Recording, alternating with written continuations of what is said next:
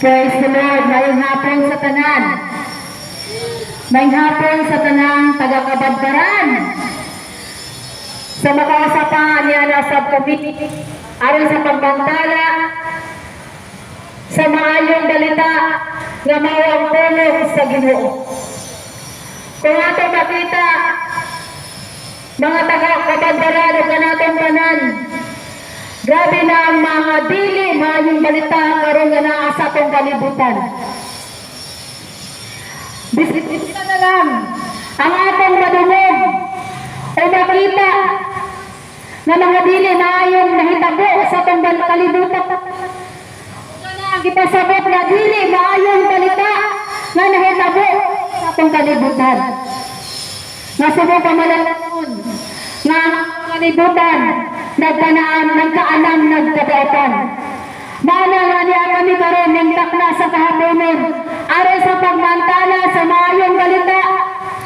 Sa manang maayong balita, wala laing maayong balita sa tulong sa Ginoo. Kung makakita ta sa television, kung makakita ta sa Facebook, nagdandaiya ng mga dili, mga good news, puros mga bad news. Daghan kayo ng viral. Matay dito, matay dire. Karoon na ay dili na yung balita ng viral. Na ay nangyarang bata, sakay-sakay yung ban. O gana ginikanan, mahatlok na ang taon, dili na magkumpiyansa. Ngadto sa ilang mga anak. Tungod kay naggamit na bisan asa sa Facebook, makita nimo tulos kangilaran ang inyong makita na igsoon. Muna nga naami karong takna sa kahaponon nagdala sa pulong sa Ginoo kay walay pinakamayong balita gawa sa pulong sa Ginoo. Unsa man ang pulong sa Ginoo?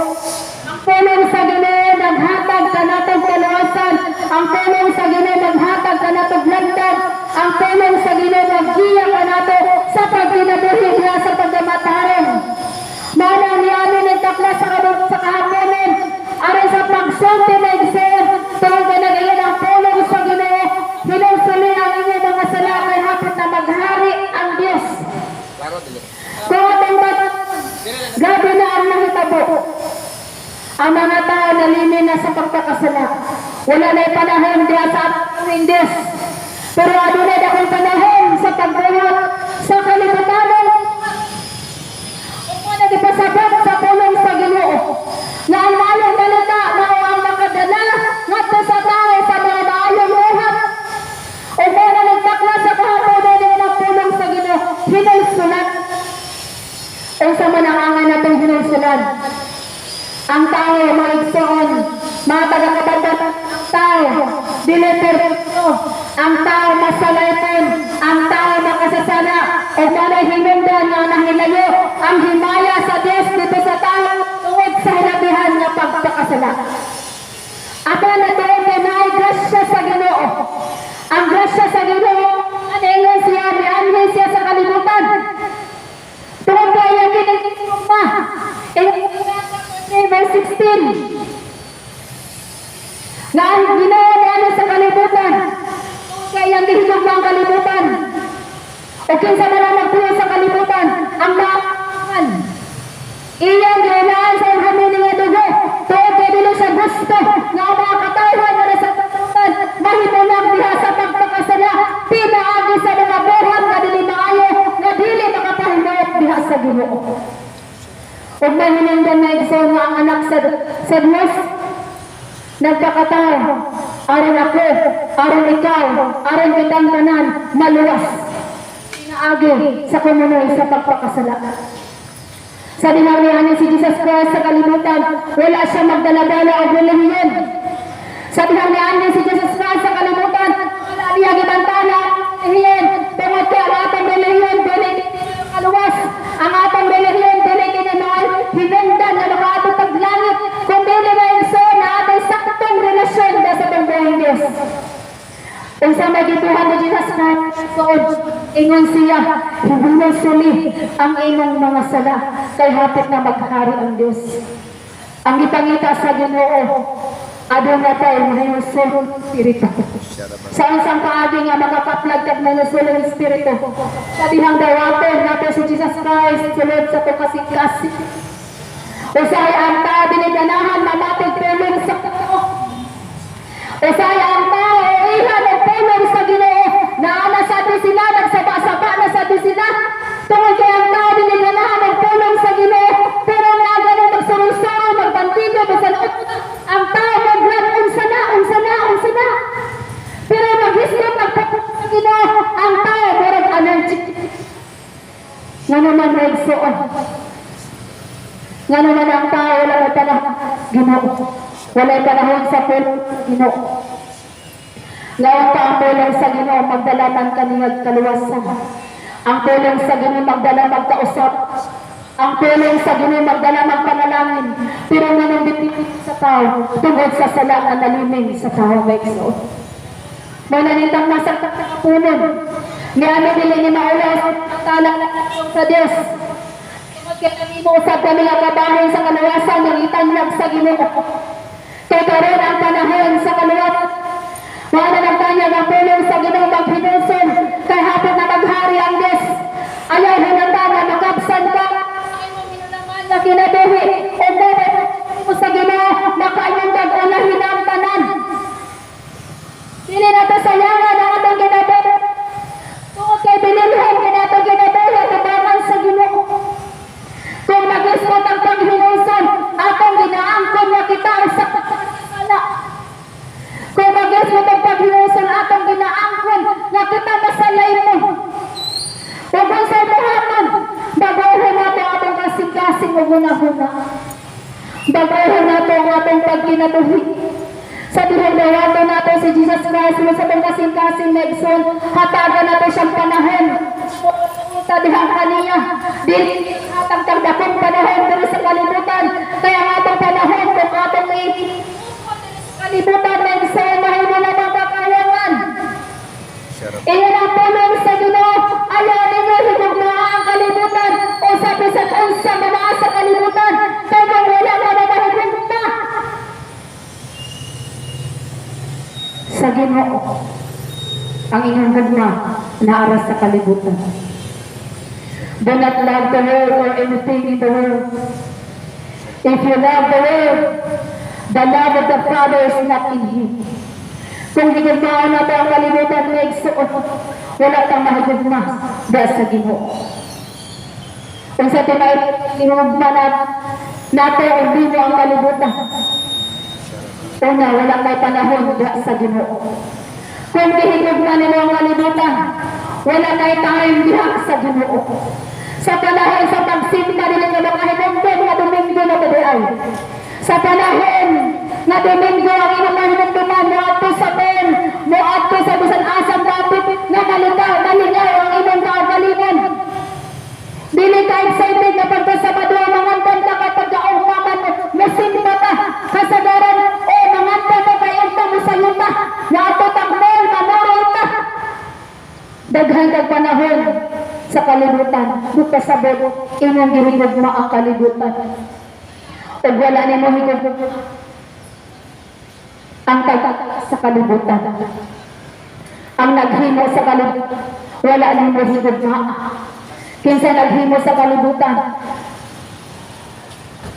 Ang atong Diyos nga manluluwas. Pero subot ang malandungon, wala kinihatagig pagtagad sa kadaghanan. Subot ang malandungon nga wala tagad pagtagad ang tanyag sa Ginoo sa kaluwasan. Subot ang malandungon nga ang tao panginoon sa iyawan, ang tao sahay maggarak-garak, magyaga-yaga. Apan salamat na lang ni Indapita tungkol kaya mga tao na makadungog sa pulong sa Ginoo. Kabalo ko nga natin mo, kabalo mo nga nakakita mo, nakadungog mo, ano nga mga mensahe. O daghan kayong salamat sa iyong pagpapatungog. Bili na daw sika ng pulong sa Ginoo. Kaya magdalang iniglamdag sa atong nga naikanta nga na gayon. Ang pulong mo, Ginoo, kinabuhi sa matag sana mudangat kami mo. Tubig ka sa katabawan, walang katapusan. Pagkaanindot mo, paganda mo, Unsa dala sa pulong sa Ginoo, kinabuhi, kaluwasan, panalangin, kalipay, kalinaw, paglaon, manadala sa pulong sa Ginoo. Ang pulong sa Ginoo, tamais, kasama sa dugos, kung imong dawatong sa mga kasiklas. Ang pulong sa Ginoo, makahimo ka nato o kausaban o makakang mababag sa dirang pulong sa Ginoo, sa tanan nga madawag kaniya, sa tanan nga maghinulsol, sa tanan natong mga sala, kay kitang tanan masalayton at saad ang pulong sa Ginoo nga rika mo og paghusay kita. Manahimindan na yung pulong sa Ginoo hinulsol diha tungod kay ang gusto sa Ginoo, gusto niya nga ang tao nga iyang giali sa kalibutan nga gitagaan nga dakong bili dito sa kalpak sa cross, dili malaglag kundi makabaton o kinabuhi walay katapusan. Ingon ang pulong sa Ginoo nga rika mo maghusay bisan unsa kapula sa imong sana, kaya nga ni Bapution sama sa balhibo sa kanilo. Imagine nga itong nagsuot, unsa ta ka makasasala, unsa ta mga binuhatan, apan ang pulong sa Ginoo, maghusay kita, maunang naay paghinulsol.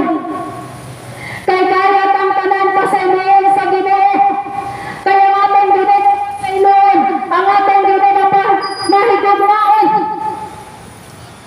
Di pa mga ka sa Ginoo, mahinindan na igsoon na naami, tungod kay higugma mo na mo. Makaingon siguro mo sa basabara na sila dari sa merkado. Ni ano dire, among gihit tungod kay nahigugma sa Ginoo. Nagdalaw kaluwasan ang pulong sa Ginoo. Mana nga atong hunahunahon, atong ibutang sa itong kasing-kasing, unsa day ng pulong sa Ginoo. Nga may ginahanglan, manato tagad, pagtagad, nga naginahanglan na nato tagaan pili. Sa tanan nga mo dawat kaniya, makaak kinabuhi walay katapusan. Gikan sa atong pagkamasalayton, kung mga itagpasaylo sa Ginoo, hinulsulan nato atong mga kalapasan o dawaton nato sa Jesucristo. Dili siya nagsen, magdubi, magmakini sa pagsunod sa itong kasing-kasing nga naglan ang pulong sa dihang hanoktok siya sa pagtahan sa kasing. Kung ino siyang pag-aablihan, masunod siya sa inyong kasing-kasing o maghari ini. Mga nintak na hapon mo, ayaw mo buti nga ang imong madungog, imo lamang inabalakawa. Ayaw mo buti nga pulong sa Ginoo, may pagkawang lamang sa mga naulay kasing-kasing. Karon ang panahon nga hatagan ni magbili ang pulong sa Ginoo, sa dihang dili paulahi ang tanan. Karon ang panahon nga hatagan na panahon ang atong pulong alagad samtang maalin na paglawas. Samtang napatay ginabi, samtang napatay ginhawa, hatagan natin dakong panahon ang atong buhay Diyos. Tungod kay ginatong ginabuhi, dili kini ato. Kini atong ginhawa, dili kini ato. Ato naman kining hinulatan dito sa pagbuhay Diyos. Sa siya na pag-iwas siya sa pagbubuhay. O pagbubuhay sa panahon na ginubuhay, wala ka diya sa Ginoo. Kaya yawa may bisod maningkamot siya. Maningkamot siya nga ang tao dili makapaduol diya sa Ginoo. Ang yawa maningkamot siya nga ang tao dili mag-alagad sa Ginoo. Nang ibutang niya ang daghang trap sa kalibutan, daghang mga tentasyon sa kalibutan. Ano ang tao masatagan nagdili ang iyang ginabuhi sa kalibutan padahil sa Ginoo. O punigay nga sa John chapter 10 verse 10. The thief comes to steal, to kill, and to destroy. Apa niyan ang Ginoo, niyan ang Diyos. Ano nga mataplag-tagpaglahaw na iso. Muna plano ng tawa, nga ang atong ginabuhi iyang patyon, ang atong ginabuhi iyang mawabon at nagkakay. Wadaan taniyang pagtuo, ay ayaw na sigito, nang nagyalo, niya nagwali, ay ayaw na sigito, nang nag-istorya, niya nagwali, wala mo na kahit balisab sa iyang ginabuhi. May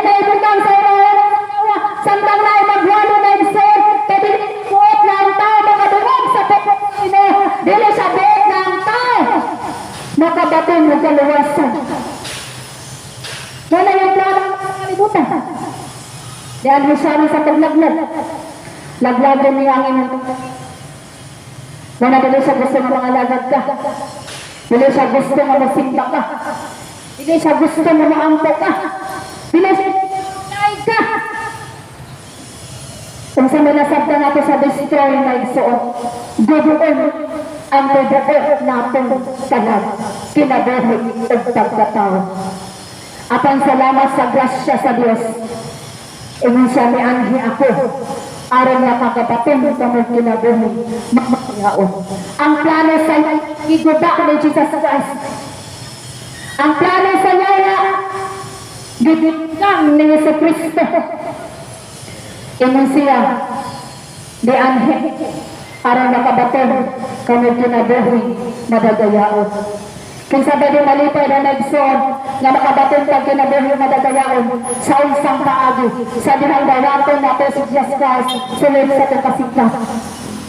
Nagnitin sa kahapon ayaw patigaha ang inyong kasikasik nga naanak na parugal nga reliyon dili na kami dalhin dili ni Anhi dili sa merkado aron sa pagkapit sa mong reliyon kung dili ni Anhi dili sa pagsubit sa Ginoo aron dadaan mo dito sa gingharian sa langit sa among reliyon kaya among reliyon dili na makaluwas ang atong saktong relasyon sa Ginoo kung sa unang buhaton una badawat ka kang Jesus Christ dawatan ninyo siya sunod sa makasing-kasing o magkinabuhin ka sumala sa mga pulong sa Ginoong itublo hinusunan nato ang mga natong kalapasan hinusunan nato ang atong kasipiyatan kaysa gikaingon ko na inyo na pulong sa Ginoo kaya niya paputiin ang atong mga sala sa karnero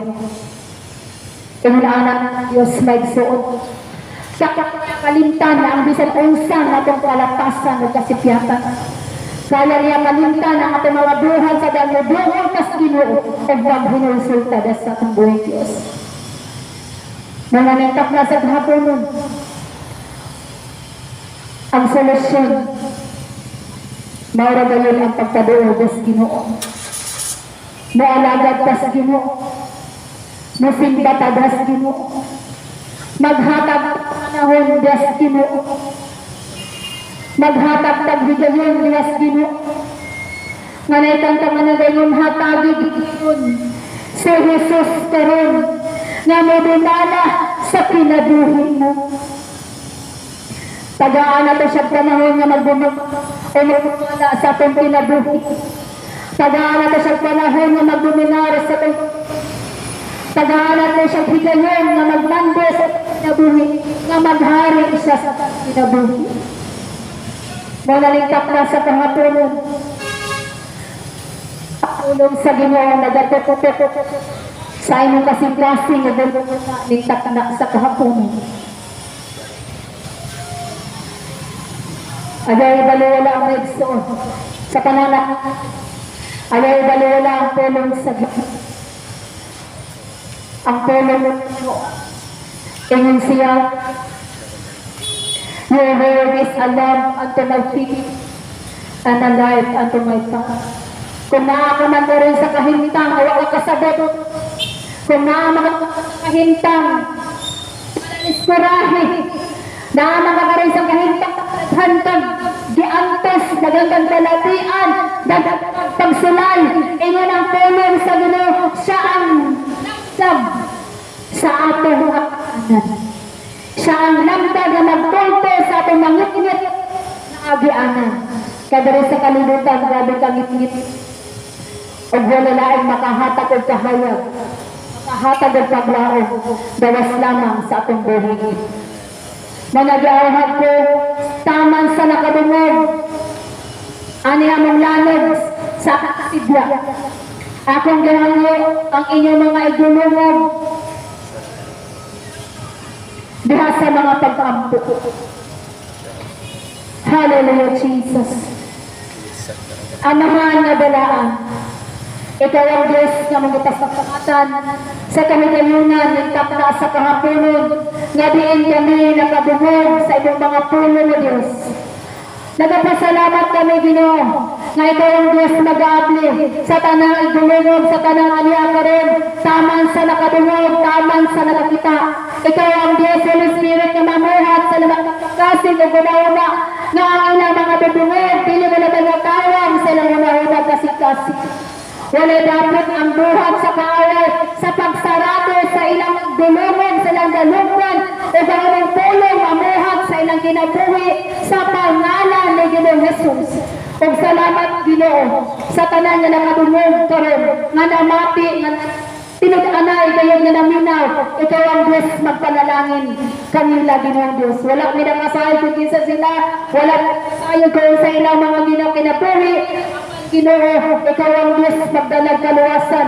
Dahil mayroon tuyong salvation, Diyos, mag-aabot taman sa nangadungog at taman sa nagapamati sa pangalan ni Ginoong Jesus.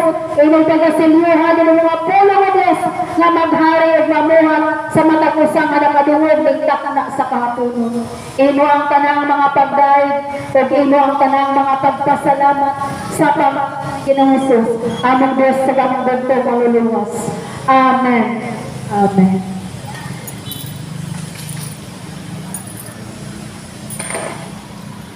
Sa mga usapang mayong hapon sa tanan, magamong ipasalamatan nining kapuno ng matagusa nga nagapaminaw sa iyang tulong. Ang mensahe nagaawhag ka nato nga atong hatagan og panahon, atong hatagan og higayon ang atong buhi nga Dios nga mo si Kristo. Samtang nato tay panahon o ang panahon mga igsuon dili nato hulaton nga ulahin na ang tanan. Samtang nato tay kinabuhi hatagan nato higayon ug luna si Kristo sulod sa atong kasing-kasing.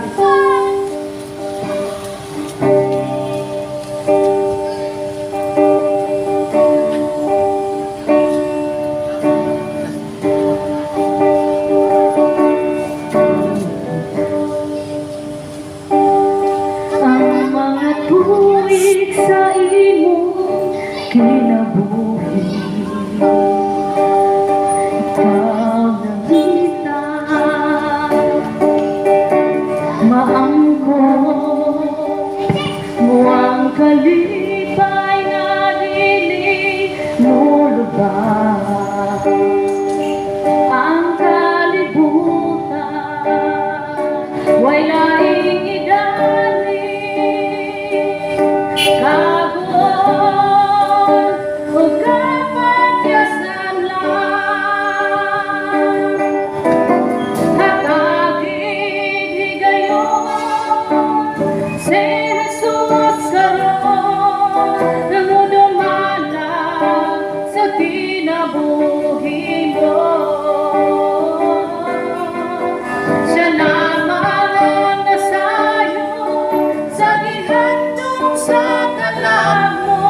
sa kasing-kasing mo, si Jesus sa tayong higayon.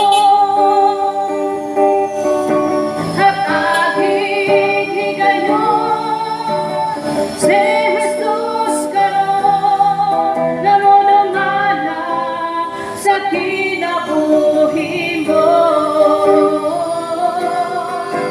Siya lamang ang nasayo sa gihandong sa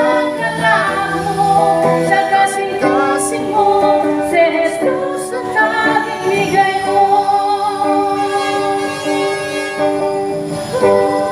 Kung sabay hihulan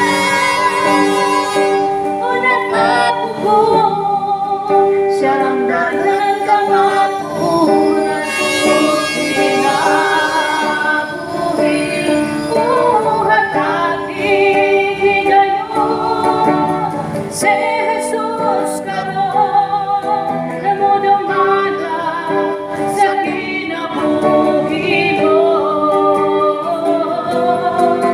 Siya lamang ang nasayo sa gihandong sa kalao sa kasing-kasing mo, si Jesus sa tayong higayon.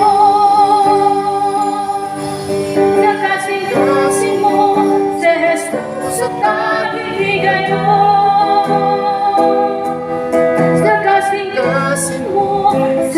Jesus.